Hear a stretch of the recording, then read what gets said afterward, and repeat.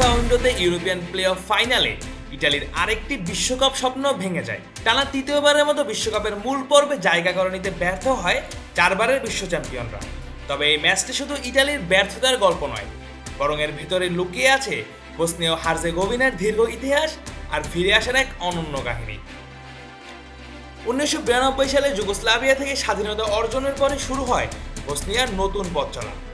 নতুন একটি দেশ, ভাঙা অবকাঠামো, সীমিত সুযোগ, সবকিছুর মাঝে গড়ে ওঠে তাদের জাতীয় ফুটবল দল। আন্তর্জাতিক অঙ্গনে নিজেদের জায়গা তৈরি করতে সময় লেগেছে অনেক। 1994 বিশ্বকাপে বাছাই পর্বে অংশ নিতে পারেনি, কারণ তখনও ফিফার সদস্য হয়নি এই দেশটি। 1998 বিশ্বকাপ বাছাই পর্বে প্রথমবারের মতো অংশ নেয় বসনিয়া।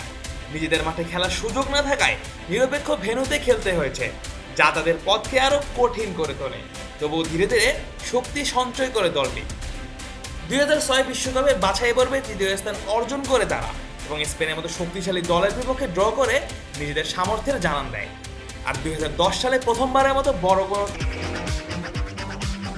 বাবা, এত এনার্জি কই পাও?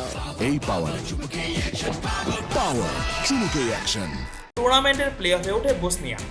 যদিও শেষ পর্যন্ত পর্তুগালের কাছে হেরে যায়, তবুও সেটিই ছিল বড় মঞ্চে ওঠার পূর্বাভাস। অবশেষে 2014 সালে ইতিহাস গড়ে বসনিয়া ও হার্জেগোভিনা স্বাধীন রাষ্ট্র হিসেবে প্রথমবারের মতো বিশ্বকাপের মূল পর্বে জায়গা করে নেয় তারা। সেই অর্জন শুধু ফুটবল নয়, পুরো দেশের জন্যই ছিল এক গর্বের মুহূর্ত। এর আগে যুগোস্লাভিয়ার সময় থেকেই বসনীয় খেলোয়াড়দের প্রভাব ছিল উল্লেখযোগ্য। 1974 বিশ্বকাপে যুগোস্লাভিয়া দলের গুরুত্বপূর্ণ অংশ ছিলেন বসনিয়ার ফুটবলাররা। দুশান বায়েভিচ, এনভার মারিচ, এনভার হাতজিয়া বদিসদের মতো খেলোয়াড়রা নিজেদের ছাপ রেখে গেছেন। পরে সাফেদ 1982 ও 1990 বিশ্বকাপে পারফর্ম করে বসনিয়ার ফুটবল ঐতিহ্যকে আরও সমৃদ্ধ করেন। এই দীর্ঘ ইতিহাসের ধারাবাহিকতায় গত মাসে আবারও নতুন অধ্যায় যোগ হয়েছে। বসনিয়া ও হার্জেগোভিনা জায়গা করে নিয়েছে 2026 বিশ্বকাপে। তাদের সঙ্গে একই গ্রুপে রয়েছে কানাডা, কাতার ও সুইজারল্যান্ড। গ্রুপটি কঠিন হলেও লড়াকু মানসিকতার এই দলটি চমক দেখাতে পারে। বর্তমানে ফিফা র্যাঙ্কিং এর 65 নম্বরে অবস্থান করছে বসনিয়া ও হার্জেগোভিনা। র্যাঙ্কিং এ খুব উপরে না থাকলেও বড় মঞ্চে তারা কতটা ভয়ঙ্কর হতে পারে সেটির আভাস মিলেছে তাদের সাম্প্রতিক পারফরমেন্সে।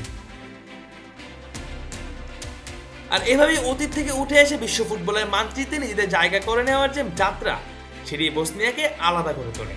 এখন অপেক্ষা এই ইতিহাস আর আত্মবিশ্বাস সঙ্গে নিয়ে বিশ্বকাপের মঞ্চে বসনিয়া নতুন করে আরেকটি গল্প লিখতে পারে কিনা।